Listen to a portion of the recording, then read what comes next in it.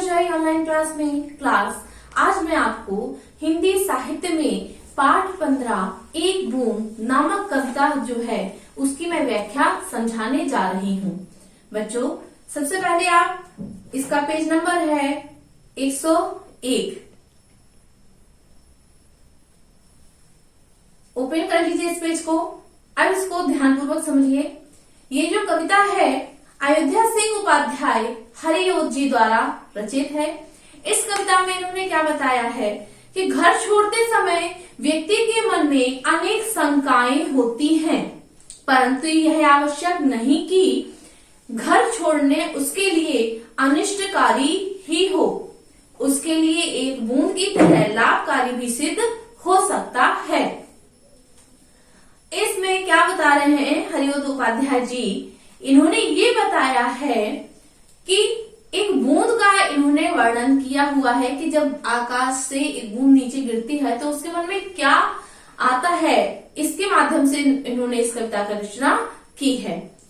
तो प्रारंभ करते हैं बच्चों। इसका पहला पद्यांश है, ज्यों निकलकर बादलों की गोद से थी अभी एक बूंद कुछ आगे बढ़ी। तो इसमें हरिओत जी ने क्या वर्णन किया है? कहते हैं कि जो निकलकर बादलों की गोद से, अर्थात जैसे ही बादल की गोद का अर्थ होता है बच्चों आंचल। गोद का अर्थ क्या होता है? आंचल। तो जैसे ही बादल के आंचल से एक बूंद निकलकर आगे बढ़ती है, अभी एक बूंद कुछ आगे बढ़ी, जैसे ही वह आगे बढ़ती है सोचने फिर यही जी में लगी, आह क्यों घर छोड़ के मैं यूं कड़ी।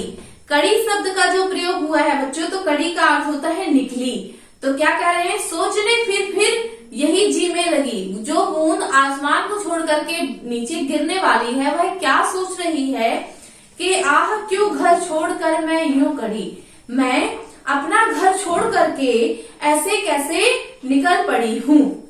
देव मेरे भाग्य में है क्या बदा। बदा का अर्थ होता है बच्चों भाग्य में लिखा हुआ। बदा का अर्थ क्या हुआ? भाग्य में लिखा हुआ। तो क्या कह रहे हैं कि देव मेरे भाग्य में है क्या बदा।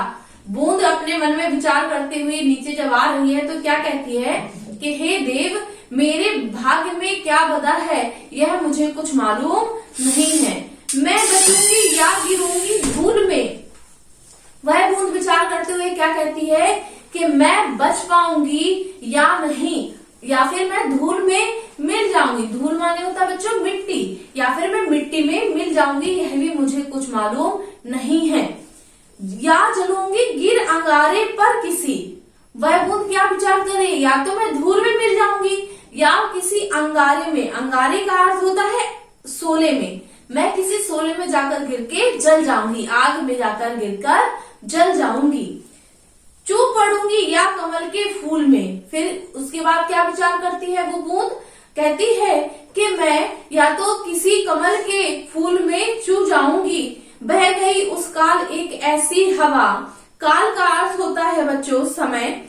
तो उस समय जब वह विचार करते हुए धरती की ओर आ रही थी तो बह गई एक उस काल में एक ऐसी हवा, अर्थात उस समय एक ऐसी हवा चली, वह समुन्दर ओर आई अनमनी। जब हवा का प्रवाह हुआ, हवा चली, तो वह बूंद जो धरती की ओर सीधे आ रही थी वह समुद्र की ओर मुड़ गई और वह अनमने मन से, अनमने का अर्थ क्या होता है? बिना मन के, बिना विचारे वह एकदम से हवा चली और उसका रुख कहाँ मुड़ गया? समुद्र की ओर। एक सुंदर सीप का मुंह था खुला, वह उसी में जा पड़ी मोती बनी। और जब वह समुद्र की ओर गई, जब समुद्र में गिरी तो एक सीप जो होती है, सीप का मुंह खुला हुआ था, वह उसमें जाकर गिर गई और वह आकाश से गिरी हुई बूंद मोती बन गई। लोग यूं ही हैं झिझकते सोचते जबकि उनको छोड़ना पड़ता है घर। बूंद जो है वो क्या कह रही है? वह इस कविता के माध्यम से जो हरिओत जी हैं उन्होंने बताया है कि लोग यूं ही, जिस प्रकार से बूंद आसमान से अलग हुई, उसकी गोद से अलग हुई और अलग होते समय वह मन में अनेक विचार करती रही। क्या क्या विचार किया कि मैं धूल में मिल जाऊंगी, या किसी आग में शोले में जल जाऊंगी, या किसी कमल पर मैं गिर जाऊंगी। उसने परंतु अच्छा नहीं सोचा था कि मैं कहीं पे सीप में मोती बनूंगी, परंतु उसका अंत क्या हुआ बच्चों? अच्छा हुआ।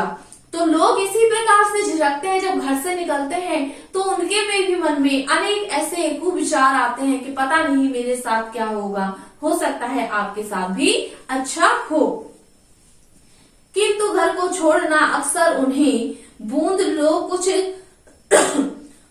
कुछ और ही देता है कर।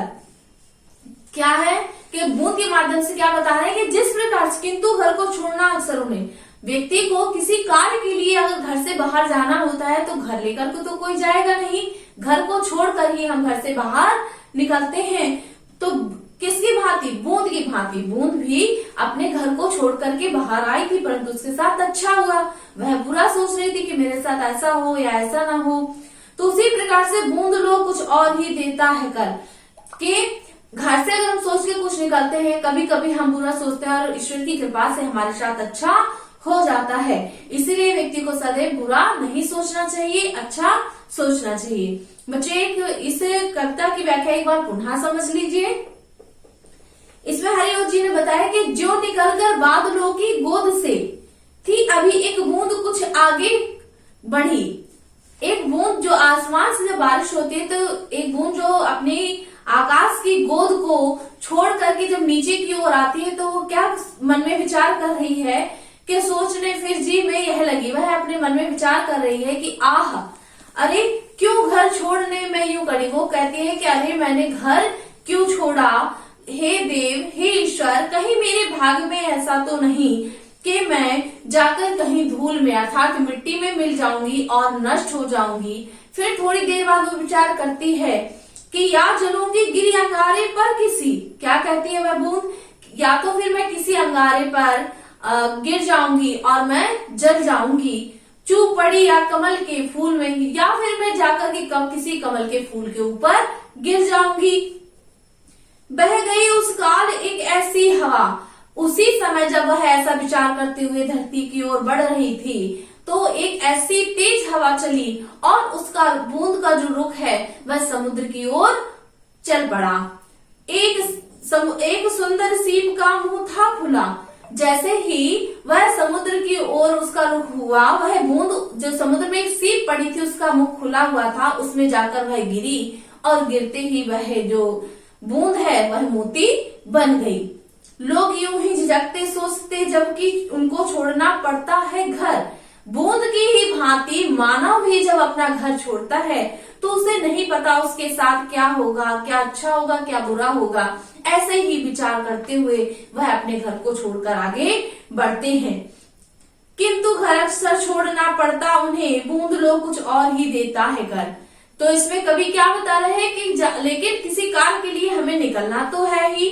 तो बूंद की भांति हम कुछ और सोचते हैं और हमारे साथ कुछ और हो जाता है, अर्थात व्यक्ति के साथ कभी बुरा और कभी अच्छा होता है। तो हमेशा बुरा सोच करके हमें किसी कार्य के लिए आगे बढ़ने से अपने कदमों को नहीं रोकना चाहिए। तो बच्चों इस चैप्टर जो ये कविता है एक बूंद, इसमें हरिओं जी ने हमें एक बूंद के माध्यम से यही शिक्षा दी है कि व्यक्ति को अपना घर किसी कार्य से जब हम बाहर निकलते हैं और घर को छोड़ते हैं तो उस समय हमें अपने मन पर अंकुश रखना चाहिए, क्योंकि ये जरूरी नहीं है कि व्यक्ति घर से निकले तो उसके साथ घटना हो, अहित हो, ऐसा नहीं है।